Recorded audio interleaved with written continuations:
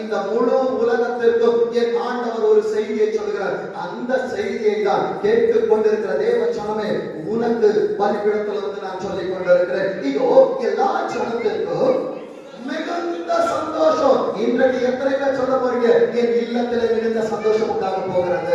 ஆண்டவர் சொல்லுகிறார், எல்லா ஜனத்திற்கும் மிகுந்த சந்தோஷத்தை உண்டாகும் நல்ல செய்தி.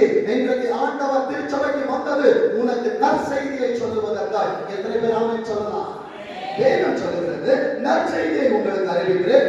நாளைக்கு அல்ல, நேற்று அல்ல, இன்று கர்த்தராகிய கிறிஸ்து என்னும் இரட்சகர் உங்களுக்கு எந்த ஊர்ல அன்றைக்கு சொன்னவர் தாவீதின் ஊரிலே பெத்லகேமிலே பிறந்திருக்கிறார். என் அன்பு தேவ பிள்ளையே, அன்றைக்கு அங்கே பிறந்தவர் இன்றைக்கு அவரது பிரசன்னத்தை உன் உள்ளத்திற்குள்ள அவர் ஒளிர விட்டுக் கொண்டிருக்கிறார். முதல் காரியத்தை பார்த்தோம். நாம் ஆண்டவரிடத்தில் கேட்க